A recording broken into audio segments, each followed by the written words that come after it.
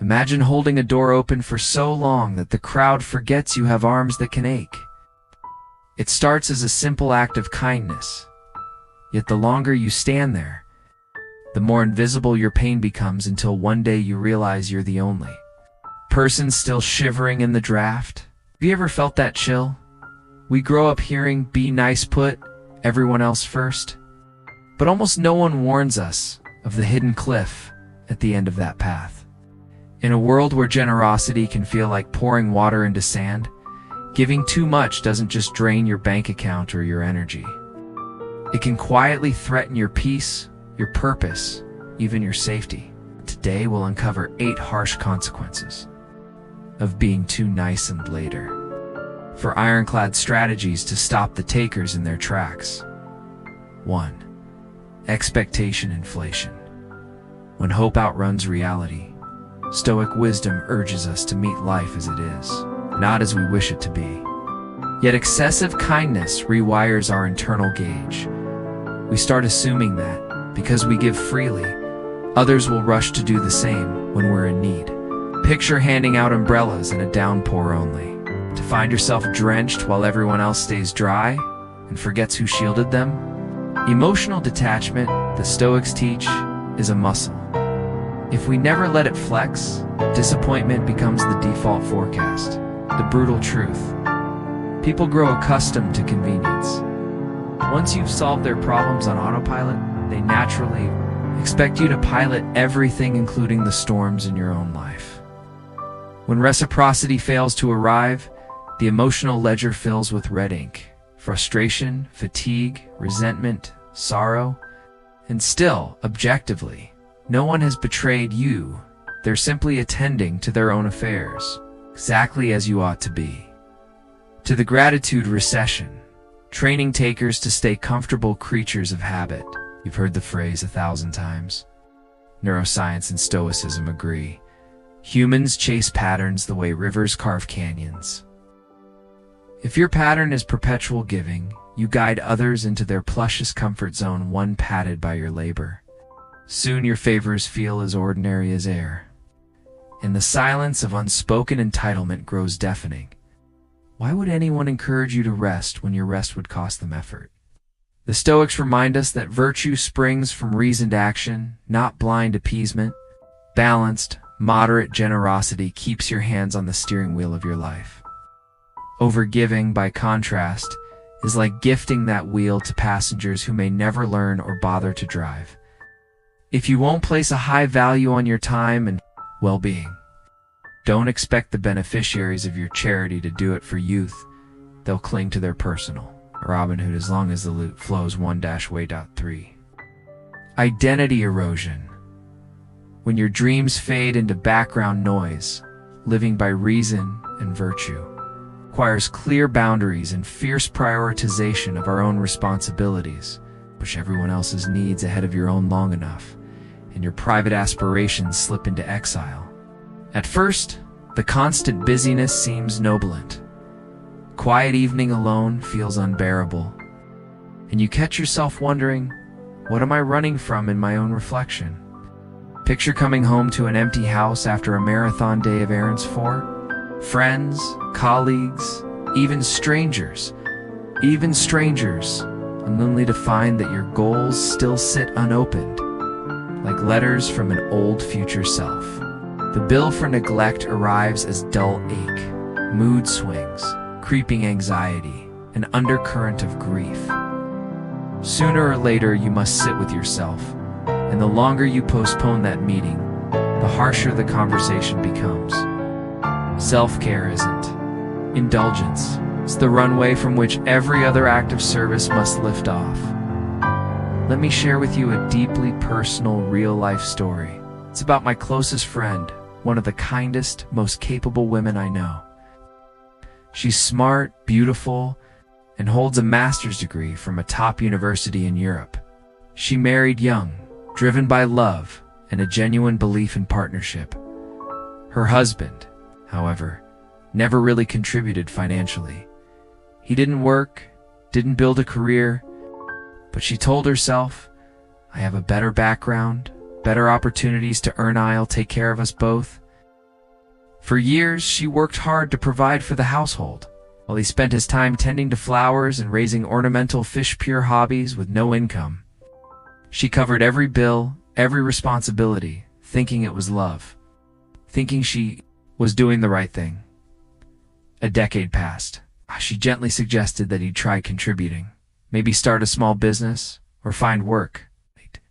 But each time, he deflected with talk of risks, uncertainties, or why now isn't the right time. More years went by. Still nothing changed. By then, her health had started to decline, and she couldn't earn like before. That's when his true colors showed. He began pressuring her, demanding support, threatening her when she couldn't give more. Their home, once warm and hopeful, became cold and tense. There was no laughter left, their children growing up. Watching this, no longer respected their father. They pitied him. He had become used to being taken care of, and she had become his caretaker, not his partner. Her kindness, so pure, so well-intentioned, had turned into her cage. She's still stuck in that situation today, still trying to figure a way out, and it breaks my heart. Stoicism teaches us that compassion without boundaries is not virtue, it's self-abandonment. Giving is beautiful, but giving endlessly without receiving respect or reciprocities, lowly, erodes your dignity. So let this be your reminder. Kindness must come with limits. Love must come with self-respect. And if someone's comfort is built on your exhaustion, it's time to draw the line. Why this matters now. Kindness is a beautiful virtue, but without guardrails, it mutates into self-sabotage. Over the next sections, we'll expose 5 more hidden pitfalls and then forge for unbreakable rules that let you keep your compassion without losing your core. For now, ask yourself, where have I propped open a door so long that no one notices the wind slicing through me? The answer could change the way you give and the way you live forever. But here's the catch. When you constantly give while putting yourself last, you don't just feel drained. You'll actually start lowering your own value in the eyes of others. So let's continue peeling back the layers of this quiet sacrifice. For if you don't care for yourself first, you'll be burnt out and used up. We all want to help others feel better. That's a beautiful intention. But here's a question. Have you ever tried pouring from an empty cup? You simply can't give what you don't have. That's why the Stoics and common sense remind us. Make sure you are nourished first. In simple terms, don't give away a chocolate unless you've truly tasted and enjoyed one yourself.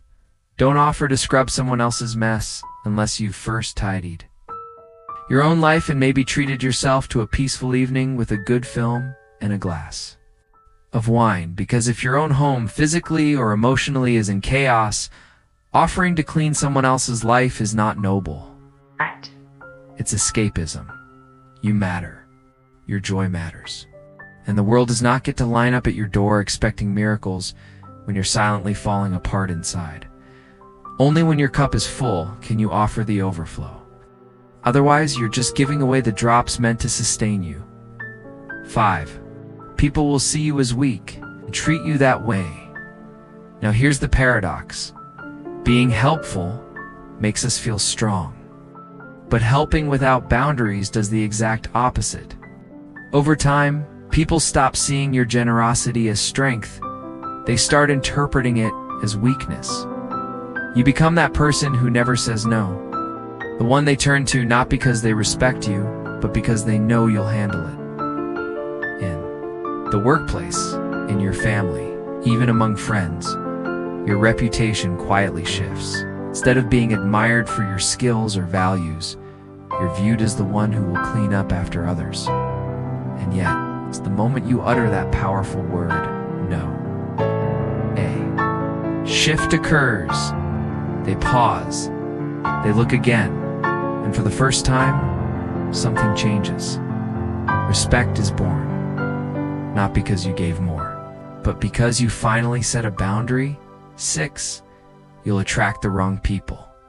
The takers without conscious filters, emotional or energetic, you'll soon find that your kindness becomes a magnet, but not for the people you deserve. It starts with little things: a friend who only calls when they need help, a colleague who disappears until the deadline is near, acquaintances who treat your time like a vending machine. Insert crisis, receive solution. The Stoics warn us, be mindful of who we give to. Giving should be guided by wisdom, not guilt, because the truth is, energy attracts energy.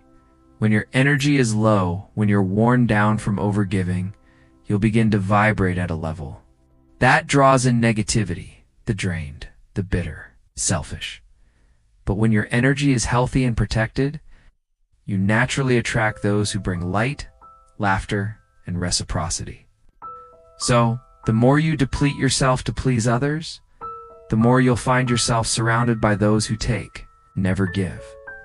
And the worst part, they often leave quietly without even a word of thanks once there's nothing left to take. 7. You might get hooked on unhealthy habits. Averting doesn't just lead to burnout, it can quietly slide you into addiction. Why? It's because humans are wired to seek relief when life feels imbalanced. And when your emotional reserves are empty, you'll crave something to fill the gap. One extra drink at dinner, another hour lost in gambling apps, binge eating when no one's watching. At first, these habits feel like comfort, a reward for all your selflessness, but then they become patterns. Patterns become prisons. The Stoics emphasize self-mastery, being in control of your cravings, not controlled by them. When you've been giving without limits, deprivation sets in. That emptiness demands soothing, and soothing often shows up in destructive ways. You might not see it at first, but someone who loves you just might. They'll say something like, "Hey, I've noticed you're drinking more lately," or "Are you okay? You don't seem like yourself." And here's the most dangerous moment. Your pride will want to snap back.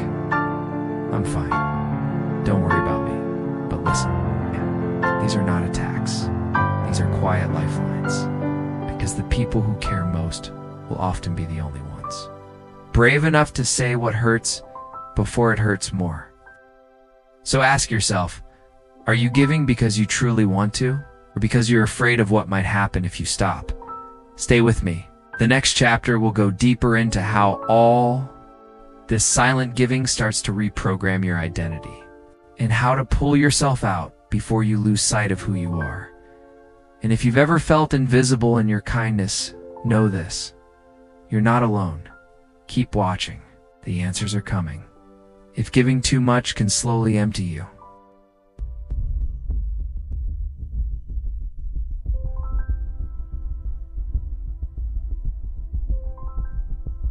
then what happens when others start to question why you give at all?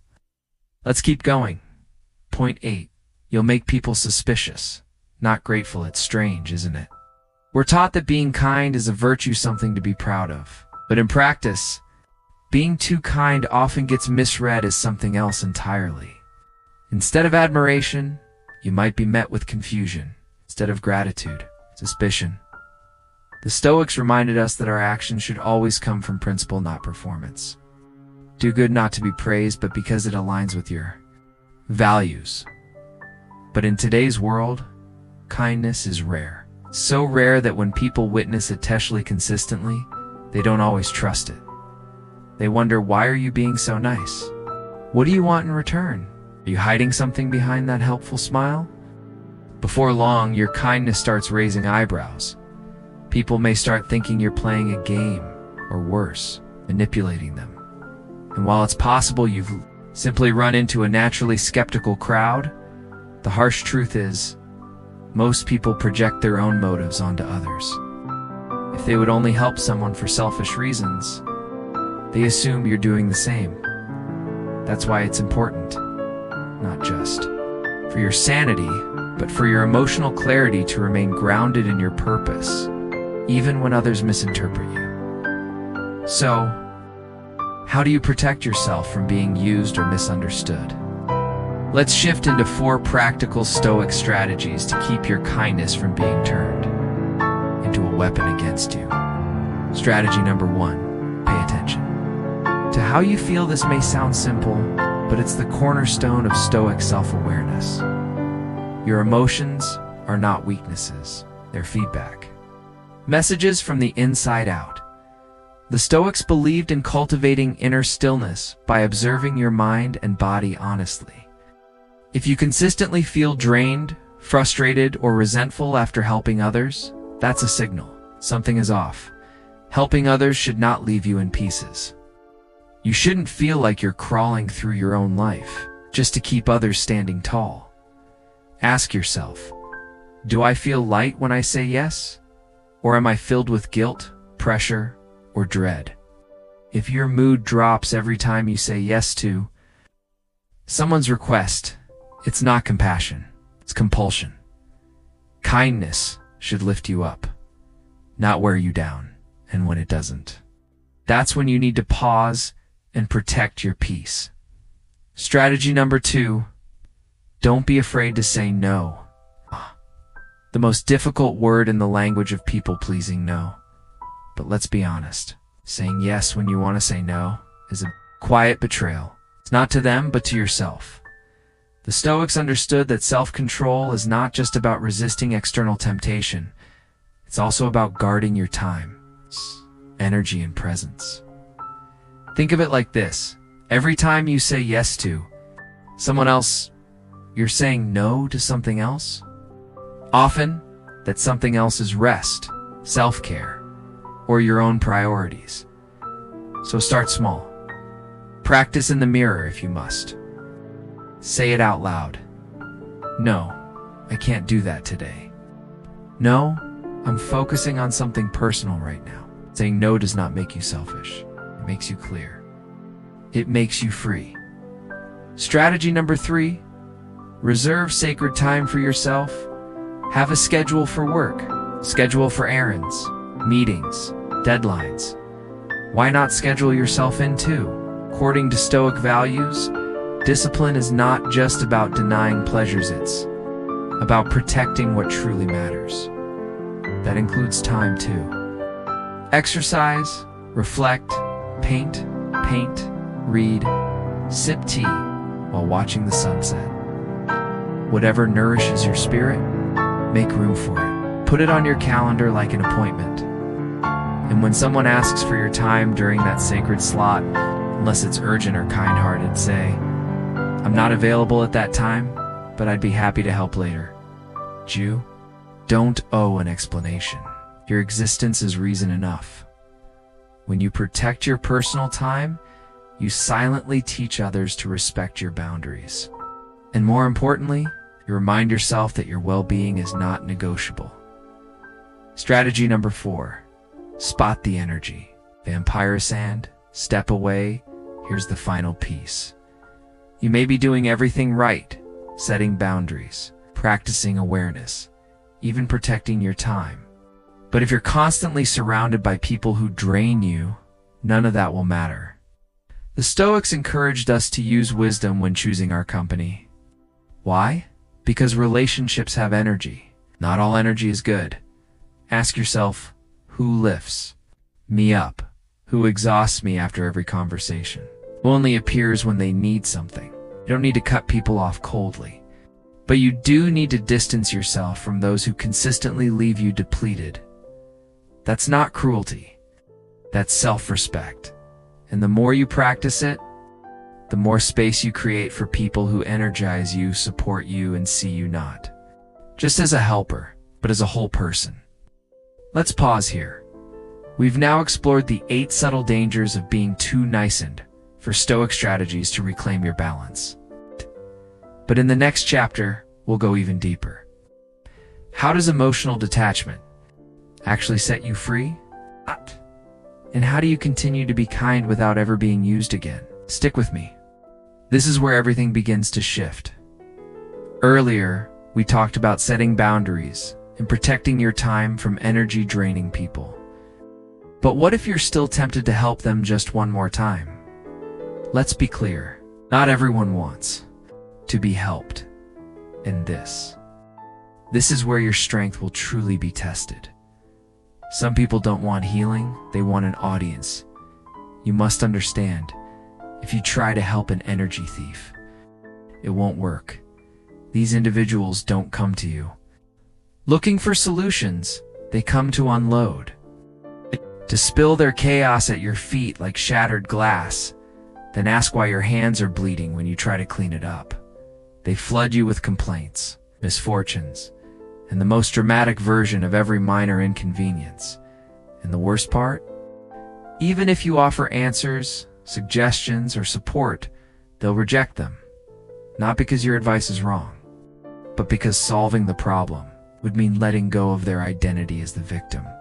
And that's something they're not ready to do, because deep down, they're not addicted to the pain. They're addicted to the attention that pain brings. Trying to rescue someone who secretly wants to stay miserable is like pulling someone from quicksand while they're busy sinking themselves on purpose. The Stoic answer: seek balance always. What do? Turn cold? Stop caring? No, that's not the Stoic way. Stoicism never taught us to be indifferent. It taught us to be measured. To find the middle path in everything. Generosity. If you give too little, you risk becoming closed off, selfish, and disconnected from others. But if you give too much, you become empty. Drained of your energy, your time, your peace, and sometimes even your money. So lean into the gray zones where real wisdom lives. Give with intention, it's not compulsion. Offer help when it lifts both of you, not just them. And always check in with yourself first. Because if you abandon yourself to save someone else, you're not helping, you're disappearing. And whenever you're in doubt, just remember the magic word: no, yes, even. If they're calling you from the driver's seat of chaos, yelling out the window, hop in, smile kindly, step back, choose peace instead. From Stoic heart to your suave, reach the end of today's journey. And if you've stayed with me through all of this, thank you. Remember, being kind doesn't mean being used. And being strong doesn't mean being cold. Somewhere between the two is where true Stoic living begins. If this video helped you reflect, opened your eyes, or gave you something valuable to think about, give it a thumbs up. It helps this message reach more people who, like you, are ready to grow in quiet strength. And if you haven't already, check out our free Stoicism ebook, packed with powerful lessons you can apply in daily life. And don't forget to subscribe to Stoic Havenway for your daily dose of inner clarity.com and timeless wisdom. Until next time, be kind, but never lose yourself.